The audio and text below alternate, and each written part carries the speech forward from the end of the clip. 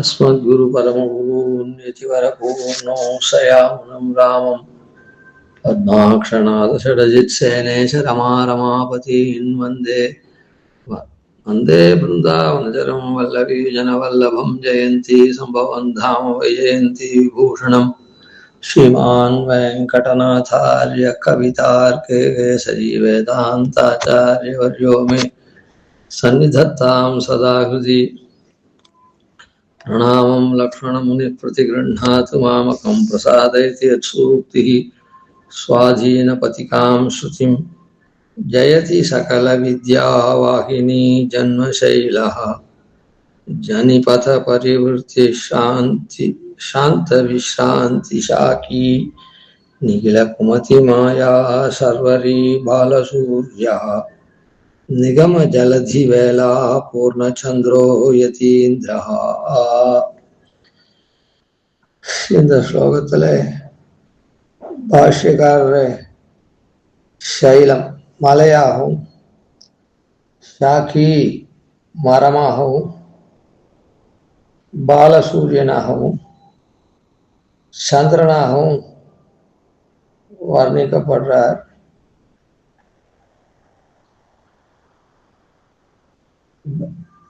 தேசிகனுடைய வாழி திருநாமத்துல நான் இளமும் தான் வாழா அப்படின்னு சொல்றோம். நான் இளங்களும் வாழறதுக்காக தேசிகனே 100 நூற்றாண்டிலும் அப்படின்னு சொல்றோம். அது இந்த நானிலமெல்லாம் எப்படி வாழறது அப்படின்னா, ஸ்ரீ பாஷ்யக்காரருடைய பாஷ்யக்கார பந்தானம் ஆத்மனா தரிசிதம் புனः உத்தத்வமாகதோ நூனம் இத்துக்தாயாஸ்மங்கலம்னு சொல்றோம். அதனால ஸ்ரீ பாஷ்யக்காரருடைய பந்தானத்தை அறிந்தவர் சுவாமி தேசிகன். அப்போ அவரை நானிலம் தான் வாழ அப்படின்னு சொல்றோம். நானிலங்கள் அப்படின்னு சொல்றது குறிஞ்சி, முல்லை, மருதம், நெய்தல் அப்படின்னு நானிலம். மொத்தம் 5 வகை நிலம்னு சொல்லுவார்கள். அது அப்புறம் அதுக்கு வருவோம். இந்த நானிலம் அப்படின்றது குறிஞ்சி, முல்லை, மருதம், நெய்தல். 5வது நிலம் பாலை அப்படின்றது. குறிஞ்சி அப்படின்றது மலையும் மலையை சார்ந்த இடம். முல்லை அப்படின்றது காடும் காடை சார்ந்த இடம், காட்டை சார்ந்த இடம். மருதம் வயலும் வயலை சார்ந்த இடம். நெய்தல் கடல் கடலை சார்ந்த இடம். பாலை அப்படின்னு சொல்றது மணல், அந்த மணல் சார்ந்த இடம். அதாவது பாலைவனம், டெசர்ட் அப்படின்னு சொல்றோமே அது. பாலைவனத்துல ஒண்ணுமே இருக்காது. பாலைவனத்துல ஒண்ணுமே இருக்காது. எங்கேயோ ஒரு இடத்துல அபூர்வமா ஒரு நீரூற்று ஏதோ ஒண்ணு இருக்கும், அவ்வளவுதான். ஒண்ணுமே பரந்த வெளி மொத்தம் மணல் பிரதேசமாவே இருக்கும். அங்க எந்த விதமான வியாபாரமோ வாழக்கூடிய இடமோ துளி கூட இருக்காது. அந்த வழியா போறவாளுக்கு கூட ஒரு நிழலோ நீரோ எதுவும் கிடைக்காது. அங்கொன்று இங்கொன்று ஏதோ ஒரு சின்ன சுனை மாதிரி ஏதோ இருக்கும். சுனை இல்லை, நீர் பிரதேசம் கொஞ்சம் போரம் இருக்கும், அது கூட இருக்காது. அந்த மாதிரி இருக்கிறது பாலைவனம். ஆனா பொதுவுல இந்த 4 நிலம்தான் உண்டு. இந்த நிலம் திரிஞ்சு போச்சுன்னா, இதனுடைய தன்மையெல்லாம் இழந்து போயிடுச்சுன்னா பாலையாருது அப்படின்னு சில பேர் சொல்றாங்க. ஆனா இப்ப நானிலம் ஏன் இங்க சொன்னோம்னா, 4 நிலம் தான் உண்டு, பாலைவனம் கிடையாது அப்படின்றதுக்காக சொல்லலை. இந்த 4 நிலத்துல கெட்டு போச்சுன்னா பாலைவனமாகுது அப்படின்னு அதுக்காக சொல்லலை. பாலைவனத்துல யாரும் வசிக்க முடியாது, எந்த விதமான தொழில் இல்லாமல் பண்ண முடியாது. அதனால அந்த பாலை வாச அனர்கமானதுனால அங்க யாரும் இல்லாததுனால அதை பத்தி சொல்லலை, அவ்வளவுதான். அதனால நானிலம்னு சொல்றேன். இந்த நானிலத்துல இருக்கிறவதான் தங்களுடைய வாழ்க்கையினுடைய முன்னேற்றத்தை கருதி அதெல்லாம் பண்ணக்கூடிய இடம். அதனால நானிலம் தான் வாழன்னு நாங்க சொல்றோம். அது தேசியனுடைய வாழ்த்துனாம். அந்த தேசிகன் எந்த வழி இருக்கார்? ஸ்ரீபாஷ்யக்காரருடைய வழியில தான் மொத்தமே தேசிகனுடைய ஞானமோ அனுஷ்டானமோ உபதேசமோ எல்லாம் யதீஸ்வரருடைய வழியில தான். அதனால இந்த நானிலமும் வாழக்கூடிய வகையில தேசிகன் நமக்கு அருள் பண்றதுக்காக இருக்கணும்னு நாம பிரார்த்திக்கிறோமே. அவர் புகழ், அவருடைய கிரந்தங்கள் அதெல்லாம் இருக்கணும்னு பிரார்த்திக்கிறோமே. அதெல்லாம் எது ஆதாரம்? ஸ்ரீபாஷ்யக்காரர். அதனால இந்த நானிலமும் வாழும்படியான தன்மையில அதை கொண்டு இந்த கிரந்தங்கள்லாம் அருள் இருக்கிறார். அதனால அவர் அது அந்தந்த நிலத்தை தழுவின போல இங்க விளங்குகிறார் அப்படின்னு இந்த ஸ்லோகத்துல ஒரு மாதிரியா அதை காண்பிக்கப்படுது. ஜெயதி சகல வித்யா வாகினி ஜன்மசைலா, எல்லா விதிகளாகிற நதிகளுக்கு உற்பத்தி ஸ்தானமா இருக்கிற பர்வதம் போன்றவரா இருக்கு. அந்த சீசூக்தி எது அப்படின்னு சொன்னா பாஷ்யம், தீபம், சாரம், வேதார்த்த சங்கிரகம். இந்த எல்லா வித்தைகளுமே இந்த வேதத்தை அனுசரிச்சதாக தான் இருக்கக்கூடிய வித்தைகள். அதெல்லாம் தெரிஞ்சுக்கணும். சதுர்தச வித்யாஸ்தானம், அஷ்டாதச வித்யாஸ்தானம் அப்படின்னு சொல்றதெல்லாம் கூட 4 வேதங்களுக்கு அனுகுணமானதுதான். வேதங்களை நாம் அறிந்துக்கிறதுக்கு உபயோகமா இருக்கிறது தான் அதெல்லாம். அதனால வேதத்தை அனுசரிச்சு தான் அதை நல்லா தெரிஞ்சுக்கணும். அதனால இந்த இடத்துல வேதாந்த கருத்தை சொல்லக்கூடிய சூத்திரத்துக்கு வியாக்கியானம் எல்லாமே பாஷ்யம், தீபம், சாரம், வேதார்த்த சங்கிரகம் எல்லாம் இதெல்லாம் முன்னமே பார்த்துட்டோம். அதனால இப்படி அது சலிப்பிக்க முடியாதபடியாக மலை எப்படி இருக்கும்? அச்சலம்னு பேரு மலைக்கு. அதனால சலிப்பிக்க முடியாதபடியான சித்தாந்தத்தை ஸ்தாபிக்கக்கூடியதான இந்த கிரந்தங்கள். மலையில இருக்கக்கூடிய ஜனங்களும் பொதுவில் அவர்கள்லாம் ஒரு நாட்டில் வாழற மாதிரி இருக்க மாட்டா. அவள்லாம் முரட்டு சுபாவம் உடையவர்கள் அப்படின்னு வர்ணிக்கப்படுறவர்கள், புறவர்கள் அப்படின்லாம். அப்படின்னா என்ன அர்த்தம்னா, அவ எதுக்குமே வளைஞ்சு கொடுக்காம ஒரேபடியா அவ இருக்கக்கூடியவ. அவ கடினமான பிரவൃத்தி, அதாவது மற்ற இடத்துல இருக்கவெல்லாம் வளைஞ்சு கொடுக்கக்கூடியவா அந்த மாதிரி. அப்படிலாம் இல்லாத அந்த தன்மை கொண்டவர்கள். அங்கே விளையக்கூடிய பொருள்களும் ரொம்ப வன்மையா இருக்கக்கூடிய பொருள்கள், உயர்ந்த பொருள்கள், அதுவும் வன்மையாகவும் இருக்கும். அத போலதான் இவர் அந்த இடத்துக்கு குறிஞ்சிக்கு பொதுவா சேயோன் தெய்வம். எல்லா இடத்துலையும் அந்த எம்பெருமான் தான் பிரதான தெய்வம்.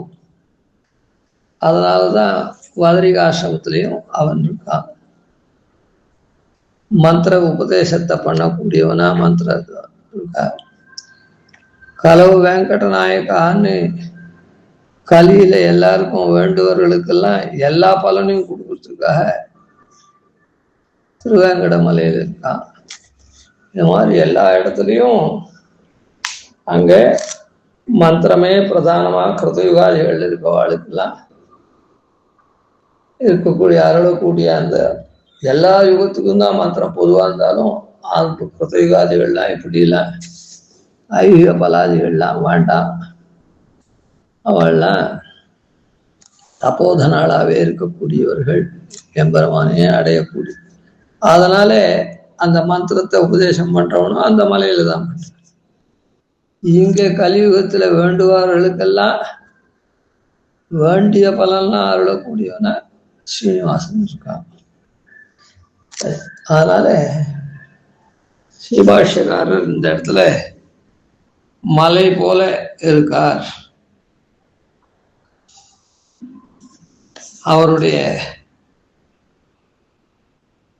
அவர் மலை போல இருக்காருன்னா கொஞ்சம் கூட சலிப்பிக்க ஒண்ணாதபடியான சித்தாந்த ஸ்தாபனம் பண்ணியிருக்கார் பாஷ்யாதி கிரந்தங்கள்ல. அந்த சித்தாந்தத்தை முதல்ல என்னதுன்னு சொல்றார், அதுக்கு விரோதம் வார்த்தை எல்லாம் போக்கடிக்கிறார். அப்படிலாம் இருக்கிறதுனால அந்த பிரம்மசூத்திரம் சமன்வயாத்தியாயம்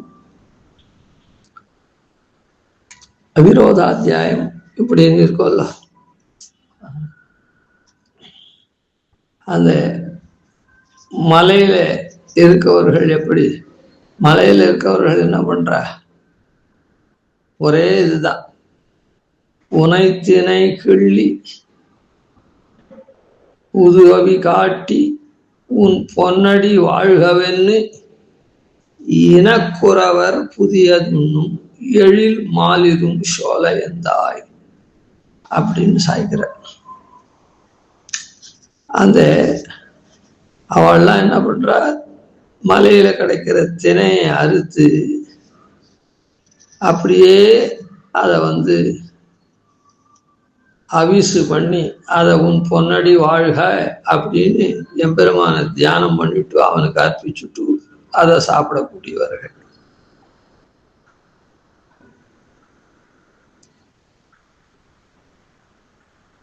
அது எந்த இடத்துல ஆழ்வார் சொல்றார், உனக்கு பணி செய்திருக்கும் தவமுடையேன் இனி போய் ஒருவன் தனக்கு பணிந்து கடைத்தலை நிற்கை நின் சாயை அழிவு கண்டாய். நான் எப்படிப்பட்டவன், உனக்கு பணி செய்திருக்கும் தவமுடையேன், உனக்கே நாம் ஆட்செய்வோம் மற்றனின் காமங்கள் மாற்று அப்படின்ற ரீதியில இருக்கக்கூடிய உனக்கு பணி செய்திருக்கும் தவமுடையேன். இப்படி மற்றனங் உனக்கே நாம் ஆட்செய்வோம் மற்றனங் காமங்கள் மாற்று அப்படின்னு சொல்றபடிக்கு இனி போய் ஒருவன் தனக்கு பணிந்து கடைத்தலை நிற்கை. நான் அப்படி உனக்கு கைங்கரியம் பண்றவன் இன்னொருத்தன் வாசல்ல போய் நின்று கடைத்தலை வாசல்ல நின்று அவனை சேவிச்சு பல்ல இழிக்கிறது, எனக்கு இத்த குடு அத்த குடுன்னு கேட்கறது எனக்கு அவத்தியம் இல்லை. யாருக்கு அவத்தியம், நின் சாய அழிவு கண்டாய், உன்னுடைய பெருமைக்கு இழுக்கு, உன்னுடைய தேஜஸுக்கு இழுக்கு.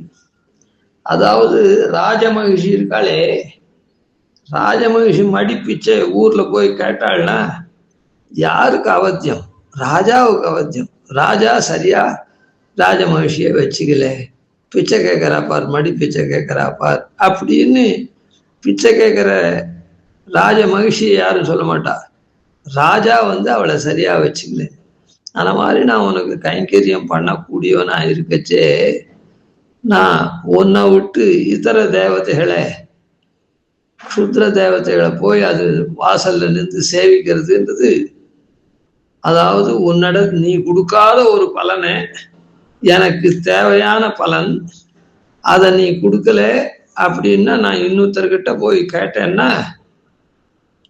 மடிப்பிச்சை கேட்கிற ராஜமகிஷி மடிப்பிச்சை கேட்டா ராஜாவுக்கு அவத்தியமா போல உனக்கு தான்டா அவத்தியம் அப்படின்னு சாய்க்கிறார். அதுக்கு அந்த பாரமை காந்தி தனத்தோட வர்த்திக்கிறது, நான் உனக்கு மாத்திரம்தான் பணி செய்கிறேன்னு சொல்றது அந்த பாரமை காந்தியத்துக்கு உதாரணமா காண்பிக்கிறார். புனை திணை கிள்ளி புது அவி காட்டி உன் பொன்னடி வாழ்கவென்னு இனக்குறவர் புதியதுன்னும். அந்த திருமாலின் சோலையில் இருக்கக்கூடிய குறவர்கள் அவள்லாம் என்ன பண்றா, அந்த மலையில விளையக்கூடிய திணை இருக்குது தானியம், அதை அறுத்து அதை அவிசு பண்ணி அதை தளிக பண்ணி உனக்கு நிவேதனம் பண்ற, நீ வாழ வேணும்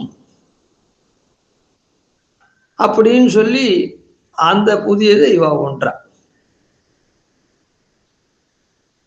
தங்கள் வாழ்க்கைக்கு உனக்கு சாட்சியத்தை அப்படியே நீ வாழணும்ன்றது என்னது, உன்னை சேர்ந்து நாங்கள் வாழணும். நீ வாழணும்னா என்ன அர்த்தம், உன்னுடைய உடைமையா இருக்கிற நாங்களும் வாழ போறோம்.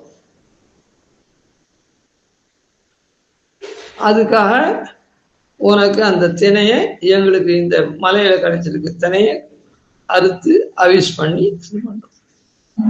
அந்த இடத்துலயும் நாங்கள்லாம் எப்படிப்பட்டவா, உனக்கு பணி செய்திருக்கும் தவமுடையன்னு சொன்னார்கள். 7 ஆட்காலும் பழிப்பிலோம் நாங்கள், எந்த தந்தை தந்த தம்மூத்தப்பன் 7 படிகால் தொடங்கி வந்து வழி வழியாட் செய்கின்றோம், குடிகுடியாட் செய்கின்றோம் அப்படின்னு நாங்க அப்படியே உனக்கு பணி செய்யக்கூடிய வம்சத்திலேயே பரம்பரையில வந்திருக்கோம்.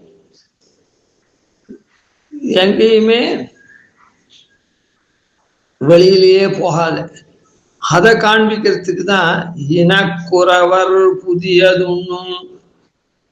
ஏதோ இவன் புதுசு இல்லை குறவர்ன்றது, மலைவாழ் ஜாதியெல்லாம் வந்து ஏதோ கலப்பட ஜாதி அது இது அவன்லாம் வந்து இங்க நாட்டிலேருந்து விலக்கப்பட்டா அங்க போயிட்டான் இது அப்படின்றதெல்லாம் இல்லை. இனக்குறவர்னு சாய்க்கிறது, பரம்பரையா அவன் குறவரா இருக்கான்.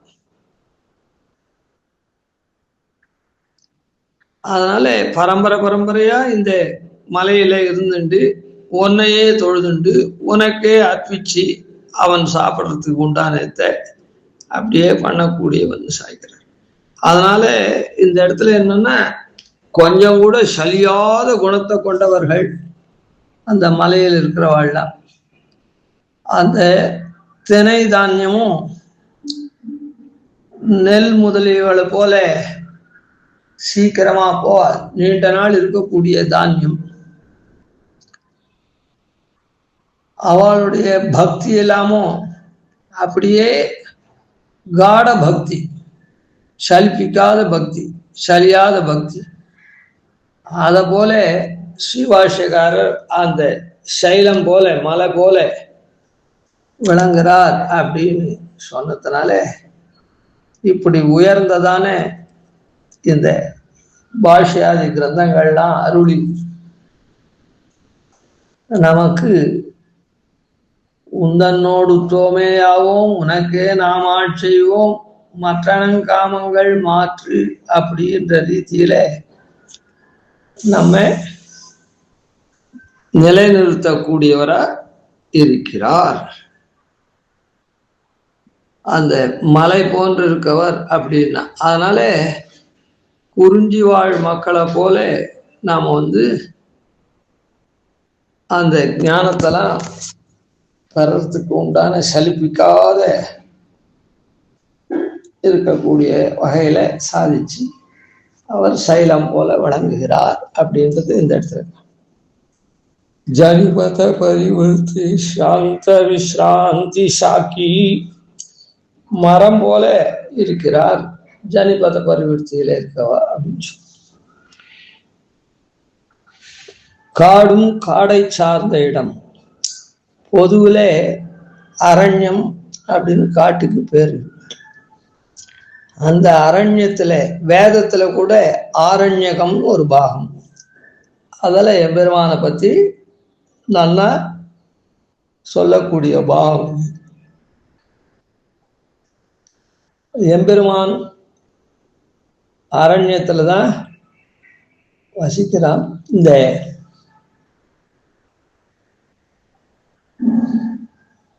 இவன் இருக்கானே பிரம்மச்சாரி கிரகஸ்தன், இப்படி பிரம்மச்சாரியா இருந்து பிக்ஷையெல்லாம் வாங்கி வேதாத்தியனங்கள்லாம் பண்ணி அங்கங்களோட ஓதி அதெல்லாம் பண்ணிட்டு அதுக்கப்புறம் கிரகஸ்தாசிரம தர்மத்தை ஸ்வீகரித்து யாக யஜ்ஞாதிகள்லாம் பண்ணி குடும்பத்தெல்லாம் நடத்தி அதுக்காக ஓடி உழைச்சி அப்படியெல்லாம் பண்ணினவன் அதுக்கடுத்து வானப்பிரஸ்தாசிரமம் அப்படின்னு வனத்துல பத்னியோட போயிருந்து ஏகாந்தமா தர்மானுஷ்டானங்கள்லாம் பண்ணி எம்பெருமானே தியானம் பண்ணி எம்பெருமானுக்கு இந்த கர்மாக்கள்லாம் பண்ணி எம்பெருமானை ஆராதிச்சு தர்மங்கள்லாம் அனுஷ்டிச்சு அப்படியே வாழ்க்கையை ஏகாந்தமா பெருமாளையே தியானம் பண்ணி வாழக்கூடியவன் வானப்பிரஸ்தன். அவன் எந்த விதமான குடும்ப வியாபாராதிகள்லாம் விட்டு குடும்ப சம்ராட்சணார்த்தம் பிரதிகிரகம் யாஜனம் அதெல்லாம் விட்டு அப்படியே பத்னியோட இருந்து தர்மானுஷ்டானத்தை கர்மானுஷ்டானத்தை பண்ணிண்டு அந்த எம்பெருமானை அப்படியே தொழுதுட்டு இருக்கவன். அதுதான் காட்டுல இருக்கிறவாள் பண்ணக்கூடியது. அதனால எம்பெருமான் அங்க அரண்யத்துல வசிக்கிறதுனால எம்பெருமானை குறிச்சு தபஸெல்லாம் பண்றது அதெல்லாம் ஆரண்யத்துல பண்ண ரிஷிகள்லாம் இது பண்றா. ரிஷிகள்லாம் அந்த காட்டுல இருந்துதான் அவளுக்கு உண்டான யஜ்ஞாதிகள்லாம் பண்ணிட்டு வர்த்திக்கிறா. மொத்தத்துல அவ என்ன பண்றா, அந்த குறிஞ்சி அடுத்தது முல்லை நிலம். அந்த முல்லை நிலம்ன்றது காடும் காடை சார்ந்த இடம். அந்த முல்லை நிலம்ன்றது முல்லை அப்படின்றது இருந்தாலும் அந்த முல்லை பூ அப்படின்னு இருக்க அது நல்ல மனம் வீசும். அத மாதிரி அந்த இடத்துல எம்பெருமானுடைய சாநித்தியம் எம்பெருமான அடையறதுக்காக பத்னியோட குடும்ப வாழ்க்கையெல்லாம் விட்டுட்டு பத்னியோட வந்து அங்க தர்மானுஷ்டானங்களை பண்ணிண்டு அப்படியே எம்பெருமானோட கூட எம்பெருமான ஆராதிச்சு அப்படியே அனுபவத்தை வச்சு எம்பெருமான அடையக்கூடியவர்கள் இருக்கக்கூடிய இடம் முல்லை நிலம்.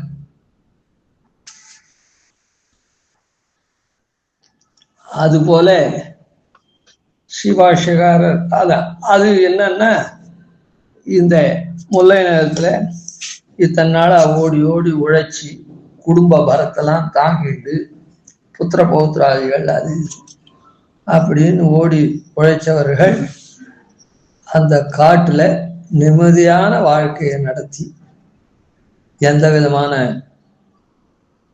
குடும்ப சம்ரக்ஷணார்த்தம் ஓட்டமெல்லாம் இல்லாம பத்னியோட தர்மத்தை அனுஷ்டிச்சுட்டு பகவான ஆராதிச்சுட்டு ஆனந்தமா பொழுதுபோக்கக்கூடிய இடம். இந்த குடும்ப பாரமெல்லாம் இல்லாத அங்க அரண்யத்துல ரொம்ப சுக வாழ்க்கை வாழலாம்.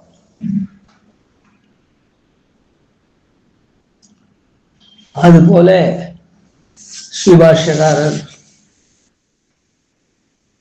இந்த முல்லை நிலத்துல அப்படியே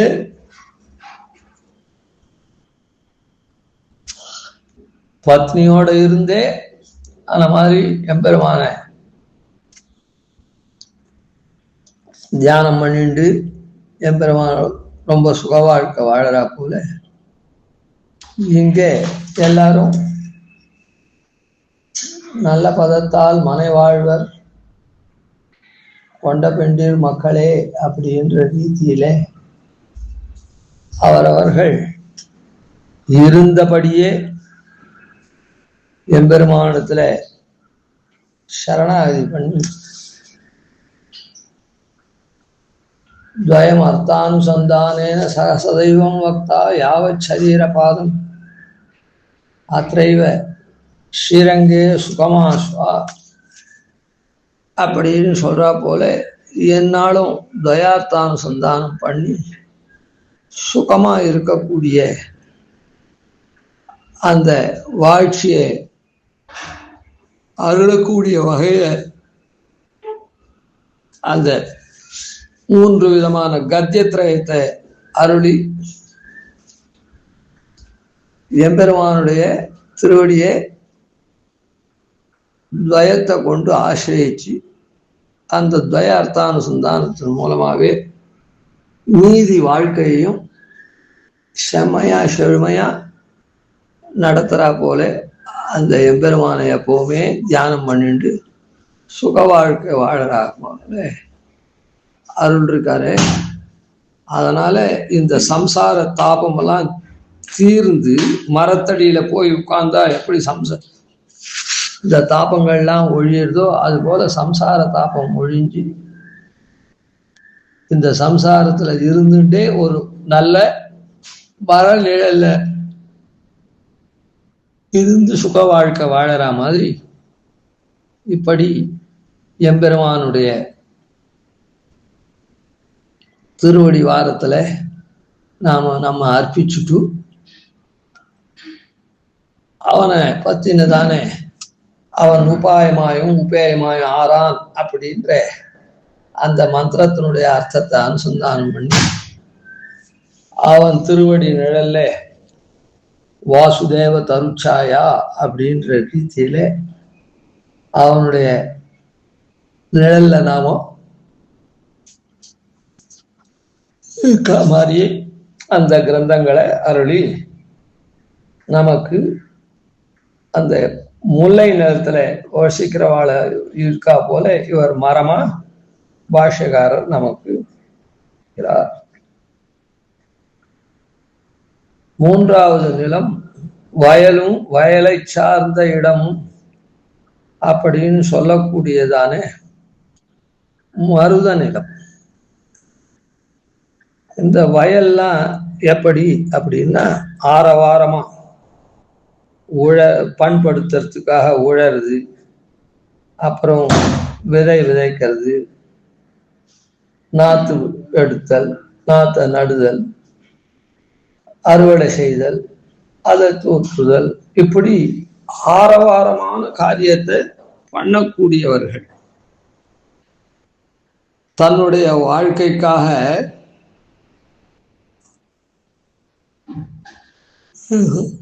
குறிஞ்சியில் இருக்கவாளும் தான் வாழறா, முல்லையில் இருக்கவாளும் தான் வாழறா. குறிஞ்சியில இருக்கவா அங்க கிடைக்கிறத கொண்டு அப்படியே இது பண்றா, அப்படியே காடமா அங்கேயே இருந்துட்டு இருக்கா. முல்லையில இருக்கிறவா இந்த ஆரவாரமா குடும்ப பரத்தெல்லாம் விட்டுட்டு விசிராந்தியா காட்டுல போய் வாழ்ந்து இருக்கக்கூடிய தன்மையாளர்களா இருக்கா. இங்க வயலும் வயலை சார்ந்த மருத இடத்துல ஆரவாரமா தாங்கள் காரியம் பண்ணி தங்களுடைய வாழ்க்கையும் ஆரவாரமா ஆடம்பரமா நடத்தக்கூடியவர்கள். இப்படி ஆரவாரமா இருந்து ஆடம்பர வாழ்க்கையை வாழக்கூடிய இவர்கள் இந்த இடத்துல எப்படி பண்ணணும்? ஆரவாரமா பண்ணச்சே ஆடம்பர வாழ்க்கையும் போது அது அந்த வாழ்க்கையெல்லாம் நெறியா இருக்கணும். ஆரவாரமா பண்ணச்சே தாறுமாறா போயிடும். அப்போ கொஞ்சம் ஜாகரூகமா நெறியா இருக்கணும். அந்த ஆடம்பர வாழ்க்கையிலையும் எவ்வளோ மிதமா இருக்கணுமோ அவ்வளோ இருக்கணும். அது அதிகமா போச்சுன்னா அளவுக்கு மிஞ்சினா அமிர்தமும் நஞ்சுன்ற ரீதியில போயிடும். அதனால அதெல்லாம் நெறிமுறைப்படுத்தணுமோ இல்லை அந்த வாழ்க்கையை. அதுக்காக தான் கண்ணன் கீதையில நெறி எல்லாம் எடுத்துரைத்த நிறைஞானத்தொரு மூர்த்தி அப்படின்னு ஆழ்வார் சாய்க்கிறார். அப்படி எல்லா நெறியும் கீதையில சொன்னார். அந்த கீதைக்கு வியாக்கியானமா இவர் கீதா பாஷ்யம் பண்ணார். ஏன்னா அந்த நெறியில அந்த கீதையில எப்படிப்பட்ட செழுமையான நெறி சொல்லப்பட்டிருக்குது, ஆர்ஜவமான வாழ்க்கை எப்படி நாம வாழணும், இந்த குடும்பங்கள்லாம் நாம நடத்திட்டு இருக்கக்கூடிய ஏதோ சன்னியாசி மாதிரி இருக்கக்கூடிய வாழ்க்கைக்கு கீதை சொல்லலை. நல்ல குடும்பியா இருக்கவும் எப்படி வாழணும், அது எப்படி வாழ்ந்தா அவனுடைய வாழ்க்கை செம்மையா இருக்கும், அது எப்படி அவன் பகவானை அடைய முடியும் அப்படின்ற ரீதியிலே அந்த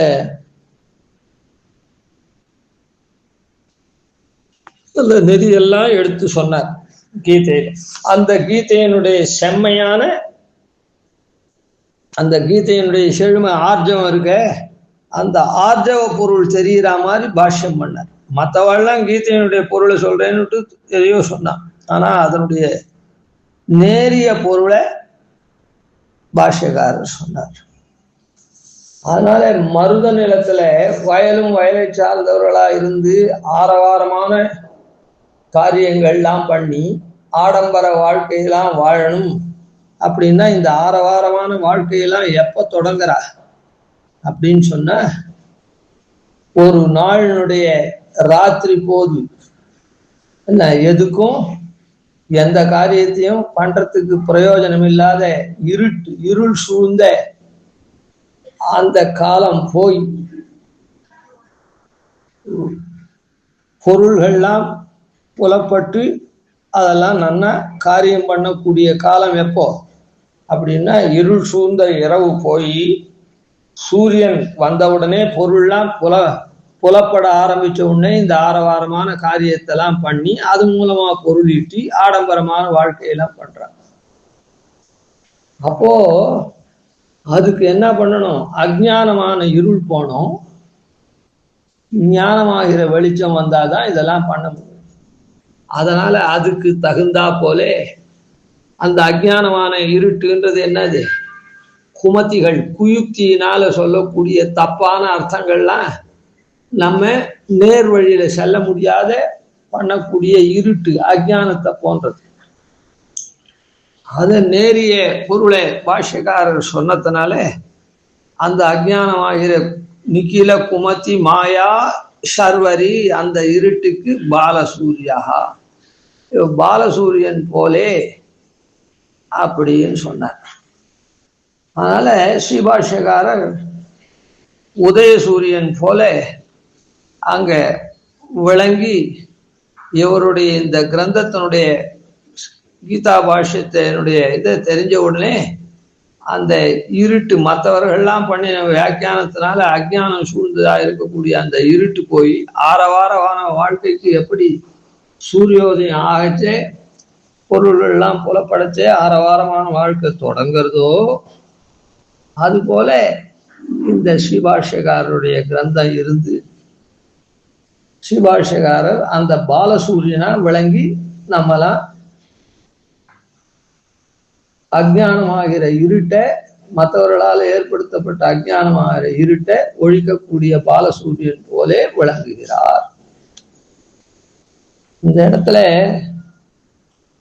நிகில குமதி மாயா சர்வரி சூர்யாகான்னு சொல்லிருக்கலாம். பாலசூர்யான்னா தான் அந்த சந்தஸுக்கு சரியா இருக்கும், அந்த 2 எழுத்து இருக்கட்டும். ஆனா சூரியன்னு சொல்லாம பாலசூர்யான்னு சொன்னதுல நன்னா ஒரு விசேஷ அம்சம் இருக்குது. என்ன அம்சம் விசேஷம் அப்படின்னு சொன்னா, இங்கே நாம வாழற வாழ்க்கை காலராத்திரிய போன்றது, கும் இருட்டு. இந்த சம்சார வாழ்க்கைன்றது எம்பெருமான தெரிஞ்சிக்காம நள்ளிரவுல எங்கன்னா எதனா நமக்கு புலப்படுமா? ஒண்ணுமே தெரியாது. அது என்ன, அந்த இரவு தூக்கத்தை தான் தரும். நம்ம கூட நமக்கு தெரிஞ்சுக்க முடியாத காடமான நித்ரை படுறோம். அப்படிப்பட்ட இருட்டு அதுதான். நம்மையே நாம சரியா தெரிஞ்சுக்கல. அந்த மாதிரியான இந்த சம்சார தாபம் இது பண்றது நாம சரியா தெரிஞ்சுக்காம இருக்கிறதுனாலதான் பல சமயங்கள்ல இந்த அனுபவிக்கக்கூடிய வஸ்துவெல்லாம் கண்டு கேட்டு உற்று மோந்து உண்டு உழலக்கூடிய வஸ்துக்கள்லாம் அதிகமா அனுபவிச்சுட்டு அளவு தெரியாத அனுபவிச்சுட்டு அவஸ்தைப்படுறோம், அல்லல் படுறோம். அப்படிப்பட்டதான சம்சார வாழ்க்கை காலராத்திரியை போன்றது. அதுக்கப்புறம் ஆச்சாரியனை ஆசிரியிச்சு ஏதோ ஒரு பகவானுடைய அனுகிரக விசேஷத்தினால ஆச்சாரிய சமாசிரயணம் பண்ணி இங்க நாம இருக்கமே, இந்த சரணாகதி எல்லாம் பண்ணி, இது விடியற்கால போன்றது. விடியற்காலையில் நாம என்ன பண்றோம், கும்மிருட்டா இருக்கிற போது நம்மையே அறியாது தூங்கிட்டு இருக்கோம். அப்புறம் விடியற்காலையில ஏதோ கொஞ்சம் எழுந்து நம்முடைய தேகத்தெல்லாம் சுத்தம் பண்ணக்கூடியதான அளவுக்கு நமக்கு ஒரு அறிவு வருது. அது அந்த ஒரு வெளிச்சம் வருது. அந்த வெளிச்சத்தில் நாம் என்ன பண்றோம், தேக சுத்தி எல்லாம் பண்ணிட்டு குளிச்சுட்டு அதுக்கப்புறம் சூரியோதயம் ஆன உடனே அவ வச்சுக்கோங்க ஆபீஸ்லாம் போயிட்டு இருக்கும். அதனால அது ஆபீஸ் போறது ஒரே அதான் ஆபீஸ்ல பகல் பூரா ஆபீஸ்ல இருக்கும், உழைக்கிறோம். அது போல ஆச்சாரிய பிராப்திக்கு முன்ன நள்ளிரவு போல நாமே அறியாதபடி தூங்குற மாதிரி ஒண்ணுமே தெரியாத, ஆனா சரீரம் மாத்திரம் வளர்ந்துருக்கு, மூச்சு காத்து போயிண்டு. அது போல நாம இருக்கக்கூடியது நள்ளிரவு அப்படின்னு சாஸ்திரத்துல அது சொல்றது. இந்த ஆச்சாரிய சம்பந்தம் ஏற்பட்டு பரநியாசாதிகள்லாம் பண்ணிட்டு இந்த ஏத்த தேகாவசானத்துல மோட்சம் கேட்கிறமே, இந்த கால பர்யந்தம் அதான் அந்த மோட்சம் அதான் இந்த தேக சரணாகதி ஆச்சாரிய தத்த ஞான காலத்திலேருந்து இந்த சரீரம் விடுற வரையில் விடியற்கால போன்றது. அதாவது இருட்டும் போகல, ஆனா நம்முடைய வியாபாரத்தெல்லாம் நன்னா சரியாகவும் பண்ண முடியல. ஏதோ நம்ம தேகத்தெல்லாம் சுத்தியெல்லாம் பண்ணிட்டு இருக்கக்கூடிய லெவல்ல அது மாதிரி நாம என்ன பண்றோம், பகவானை ஓரளவுக்கு தெரிஞ்சுண்டு பகவானுக்கு நாம சேஷபூத்தன் அது இதுன்னு அப்படி அனுசந்தானம் பண்ணிட்டு, ஆனா இந்த சரீரத்துக்காக தான் உழைச்சுட்டு இருக்கோம். அது இந்த விடியற் கால போன்றது. அதுக்கப்புறம் இந்த மரணம் ஏற்பட்டு பெருமாளை போய் அடைஞ்சிட்டோம்னா அது ஒரே பகல் போன்றது. அதுக்கப்புறம் அந்த நமக்கு ஞான சங்கோச்சமே கிடையாது, பூர்ண ஞான விகாசம் வந்துடுறது. எப்படி பகல் பூரா பகல்ல நாம எப்படி தெளிந்து வேலையெல்லாம் நாம பண்றோமோ அது போல பகவானோட நல்ல ஞானம் எப்பவுமே கைங்கரியம் பண்ணிருக்கோம். அது ஒரே பகல் தான். நம்முடைய பகலுக்கு அஸ்தமனம் வருது, அந்த மாதிரி அங்க அஸ்தமிக்காது. சரி, இந்த மூணு நிலைமை, அதாவது ஆச்சாரிய பிராப்திக்கு முன்ன நள்ளிரவு, ஆச்சாரிய பிராப்தியிலேருந்து இந்த சரீர அவசானம் வரையில் விடியற்கால, அதுக்கப்புறம் ஒரே பகலா இருக்குது. அப்படின்னு பகல்ல என்ன சூரியன் நன்னா வெளிச்சமா இருக்கான், தங்கு தடை இல்லாத நம்ம காரியத்தை பண்றோம். அதை போல ஜீவனுக்கு உண்டானது என்ன, சேஷத்துவம். அதனால எம்பெருமானிடத்துல தங்கு தடை இல்லாம ஞானம் பூர்ணமா விகசித்து ஆயிடுறதுனால இந்த சரீரத்தை விட்ட உடனே ஞானம் பூர்ணமா விகசித்து மாறதுனால அது மாதிரி பண்றோம். அப்போ இந்த இடத்துல சூரியன் தான் சொல்லணும், ஆனா பாலசூரியா அப்படின்னு சொல்லிருக்கு.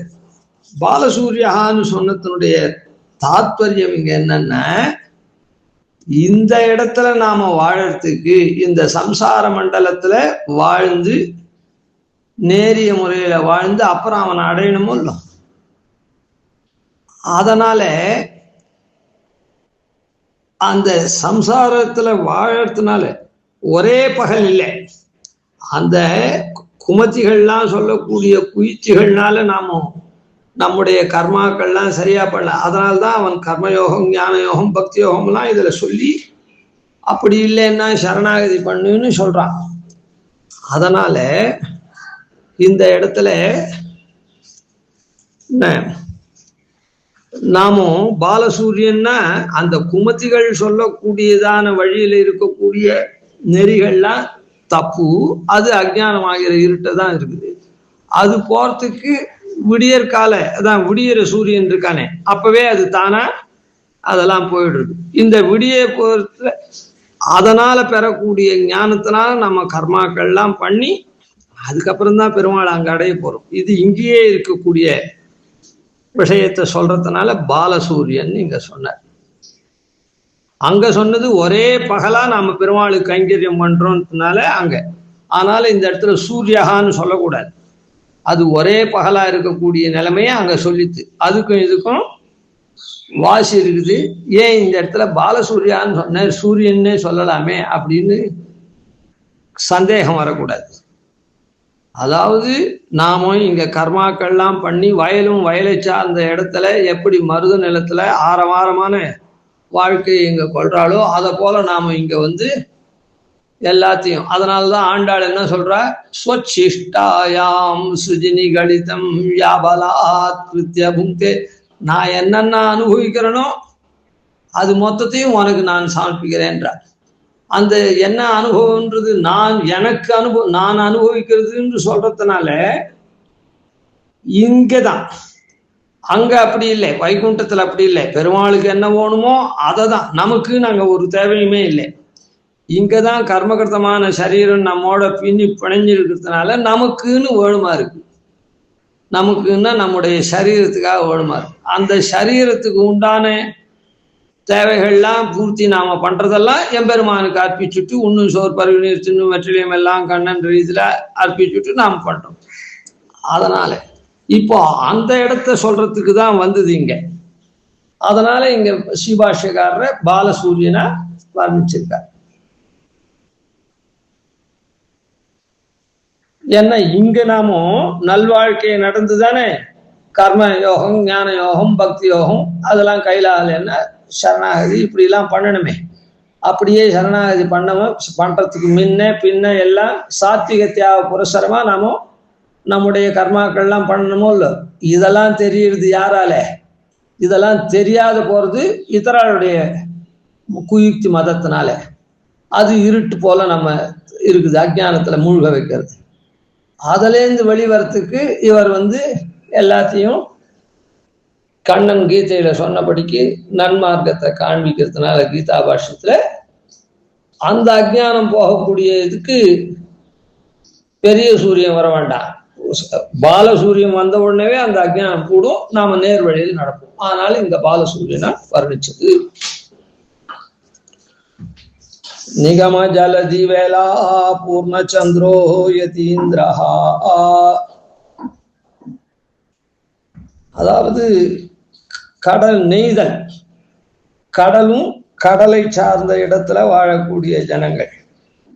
அவ என்ன பண்றா, கடல் ஒண்ணுதான் அவளுக்கு தெரியும். அந்த கடல்லையே தோணி கட்டி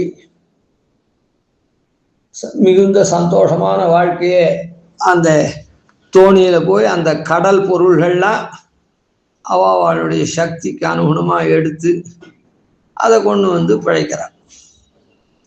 மீன் தொடக்கமா முத்து பவழப்பாறை அது இது அவளுடைய ஞான சக்திக்கு தகுந்த மாதிரி எல்லாம் அந்த இடத்துல அகாதமா எம்பெருமான்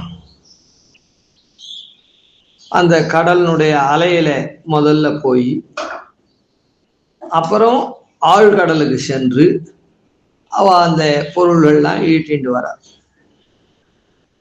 அதுபோல எம்பெருமான் முதல்ல கடல் அலை போல அவன் நம்ம இடத்துல வருவதும் போறதுமா அப்படிலாம் இருந்துட்டு இருக்கான். வருவதும் போறதுமானா நம்முடைய தன்மைக்கேற்றவாறு நாம் அவனை விரும்பி படிச்சே வரான். உதாசீனமா இருந்தா அப்படியே திரும்பி போறது. அலையெல்லாம் எப்படி வந்து வந்து ஆனந்தத்தை கொடுத்துட்டு அது பின்னுக்கு போறதோ இல்லை திரும்பி, அது போல அதுக்கப்புறம் ஆழ்கடல். ஆழ்கடலுக்கு போனா அங்க இருக்கக்கூடிய உயர்ந்த பொருள்கள் இவாளுக்கு கிடைக்கிறது. அந்த இடத்துல அலையெல்லாம் இல்லாம இருக்கு.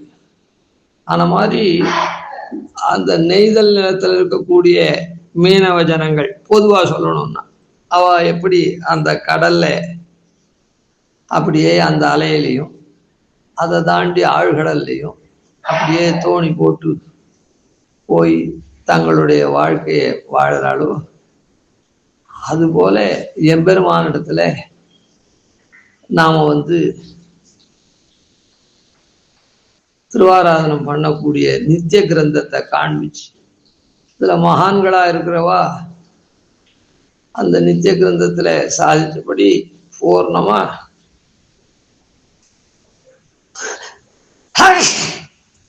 அந்த பகவத் அனுபவத்தோட கூட அப்படியே ஆழ்ந்து ஆழ்கடல்ல போய் அவள்லாம் முத்து பவழமெல்லாம் எடுத்து இது பண்ற மாதிரி அந்த எம்பெருமானை ஆழ்ந்து அனுபவிச்சு, எம்பெருமானை மணியை போலவும் முத்த போலவும் அவ அனுபவிக்கிறார். பரமை காந்திகளா இருக்கிறவா. நாமெல்லாம் என்ன பண்றோம், ஏதோ நித்திய கிரந்தத்துல சொன்னபடிக்கு ஏதோ 4 வட்டில வச்சுண்டு அப்படி மணி அடிச்சுண்டு அது பாதி நாள் எங்கேயோ புத்தியை செலுத்திண்டு அது இப்படிலாம் ஏதோ திருவாராதனம் நானும் பண்ணேன் அப்படின்னு பண்றமே. இப்படி பண்றதெல்லாம் பெருமாள் ஏதோ இதுக்குன்னு திருவாராதனத்துக்குன்னு உட்காந்துருக்கானே, சரி எல்லாத்துக்கும் ஒரு அஷ்டாட்சரத்தை சொல்லி சமர்ப்பிக்கிட்டவெல்லாம் அவங்ககிட்ட போவோம். அலை கிட்ட கடல் கரையில போய் நிக்கிறவனுக்கு அலை வந்து காலில் ஜலம் பட்டுட்டு திருப்பி உடனே போற மாதிரி எம்பெருமான் அப்பப்போ வந்து போறான். அந்த அனுபவம் நமக்கு. பரமை காந்திகள் குடிக்கிடந்து ஆக்கம் செய்து நின் தீர்த்த வடிமை குற்றேவல் செய்து உன் பொன்னடி கடவாதே வழி வருகின்ற தோன்றார் அடியர் அப்படின்னு சொன்னார்.